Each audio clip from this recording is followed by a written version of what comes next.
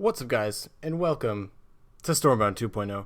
So, even though it's actually 1.8, I'm calling it 2.0 because they added something big in this update.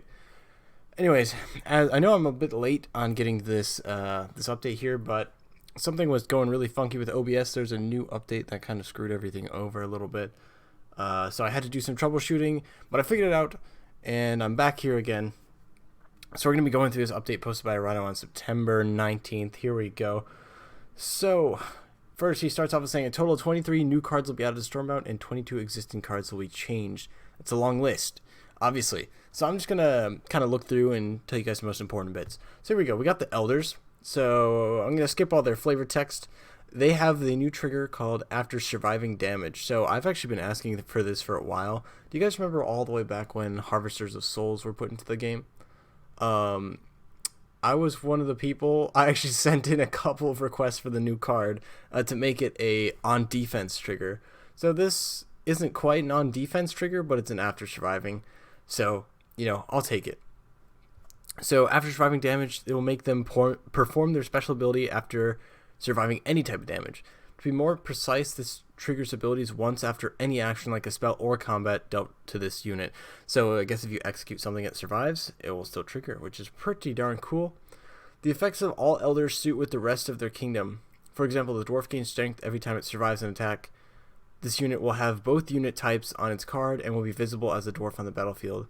A couple of elders will be added to neutral without a second unit type and will have a new 3D model to represent regular elders. So basically, they're going to add some elders into all of the factions to kind of help them match up, basically. Or I guess to make each faction a little bit more rich with the amount of cards it has.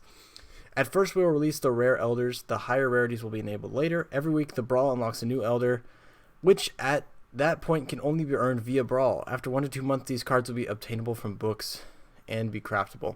Aged Duskbringers is the card that is rewarded at the 6th and 9th milestone in First Brawl. Alright, so the Elders seem like a really cool card concept, but I disagree a little bit with the way that they're implementing them. Basically making them Brawl exclusives, and as we went over in the last update for Brawl, that seems way too expensive for the average player to really compete in. So it seems like this card is definitely behind a little bit of a paywall here. Anyways, let's move on. Vanilla. Currently, most kingdoms lack a good foundation of cards for new players. Therefore, we will add 2 common cards with no abilities to each kingdom. They will be reusing the token art for them. When decided what stats these cards should have, we first mapped out all the existing vanilla cards per mana, move, and strength. Because the neutral units are available to all kingdoms, using the same stats for a kingdom card makes no sense. Instead, the kingdom units will fill the remaining gaps that often occur at power spikes, which makes them slightly stronger than the neutral versions. Balance changes. So here we go. This is the thickest part of the post here. There's a long list of balance changes, and they can be categorized into a few subsections with problems they try to solve. To keep it short, these are some of our goals while balancing the game. Reduce the power of freeze cards, make it easier to apply confusion, improve power and uniqueness of high rarity cards, add more options to damage structures. If you have cards in your collection that are nerfed by these changes, you will receive a compensation gift when you log into the game based on the level of those cards.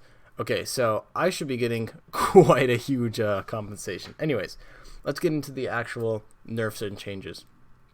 Here you go. Avian Stalkers. 5 to 10 strength.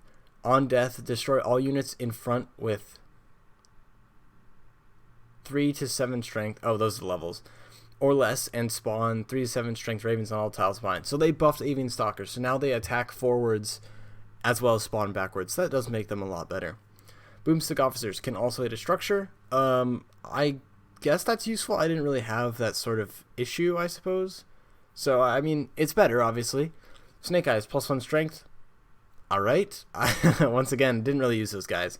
Sweep Cap Kittens, all in front at all levels, +1 strength at higher levels. So basically, instead of just confusing one enemy in front, it will go through the whole row. So, sort of like Conflicted Drakes. Fluffy Bad Boxers. -1 mana, -2 strength. After attacking, confuse all weaker enemy units. So that stayed the same, but I think it's a little less good now because obviously less units will be weaker than it. So, I don't know. That doesn't seem very helpful to me. True Shot Post. At the start of your turn, randomly deal 4 to 8 damage to the most forward enemy unit or structure. So instead of being random, it now attacks the most forward one. This is good and bad for both players, actually. So now you can kind of plan what's going to get hit by the true shot post, so you can guard more easily against it. But also, if you have nothing, it's going to shoot basically your strongest unit if it's up front. So I don't know how I feel about that. Wisp Cloud, -1 damage. Okay, that was necessary. Calming Spirits, -1 mana. Alright. Visions of the Grove, 0 speed, 8 to 18 strength. Okay, I think that's fair. They definitely need to lose speed. Broken Earth Drakes. Blech. +1 mana. Okay, I mean, I'll take it. Spellbinder Zavana, +1 strength requirement?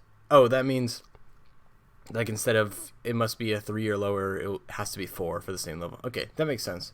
Lady Rhyme, +1 mana, 1 speed. 1 speed? Oh, what? What are they doing? Oh, no, you did not. Lady Rhyme, fellas, is now moving into the meta as the #1 kill card on the planet, dude. How are you going to make Lady Rhyme have speed? Oh, jeez, they have no clue what they've just done. Midwinter Chaos, -1 mana. Freeze all enemy units with 4 to 8 or less strength. Destroy those that were already frozen. Alright, they changed what Midwinter Chaos does. I'm not sure if I like that or not. Moment's Peace is +1 mana. Okay, I'll take that. Icicle Burst, deal 8 to 18 damage to a target frozen enemy. So instead of destroy, it just does damage now. Oh, so they kind of flipped around what Midwinter and Icicle Burst do. Alright, I'll take that. That's fine. Devastators, also triggered by structures. What? Oh, Devastators do like an extra. So like Siege Breakers, but better now? Okay, Siege Breakers are now extra obsolete. Draconic Roamers, -1 ability. I thought that was necessary too. Dreadful Keepers, fix the ability and should now spawn on an empty tile if one is available. I have never ever played the Dreadful Keepers, so I don't really know how effective they are. Zuri, Lord of Life, -1 strength, +1 ability. Alright, I'll take that too. Zuri wasn't really an attacking card in the first place, so I think it's a lot better that he now has better support bombs, I guess. Broken Truce, 3 mana. Destroy a target unit or structure with 8 to 18 or less strength. Deal 3 damage to your base. Okay. I don't know. I don't think that's not worth it anymore. Because what made Broken Truce so good is that it could kill anything, regardless of what it actually was. So now that they put a cap on it, I don't like that as much. I think that's so much worse. Embers of Chaos, +1 to ability. I've never seen them played against me one time. Project Phoenix, +1 strength and ability. I don't think that was necessary at all. Project Phoenix was fine. This week's maintenance prepared the servers for all the new changes. This allows us to roll out the update next week. First, a new client will become available on all platforms. After that, we will do another maintenance to update our database and enable new features. Okay. Okay, so overall, this update seems pretty darn big, yeah? But I'm not sure if I actually agree or like most of the changes that are there. I only really agree with a couple of them. And also, I am a little concerned about the elders because of how they're behind a paywall. So I think what's going to end up happening is the elders are going to end up becoming too strong, but they're only going to be available for those players who have the most like physical cash to spend. So I think this update's actually gonna throw off the balance quite a bit, especially because Lady Rhyme giving her speed, that was such a mistake. That was pretty foolish, if I do say so myself. Imagine the only reason that Lady Rhyme was really super balanced was because you could push her away, or basically slow her down because she doesn't move anywhere on her first turn. But now they've taken that away, she's gonna be a powerhouse. It's inevitable. Anyways, that's what I think about the update. Let me know what you guys think in the comments below. Yeah, I think that's going to wrap it up for this video. Thank you guys so much for watching. Don't forget to leave a like. It would be cool if you leave a comment, and it would be super if you'd subscribe. See you guys next time.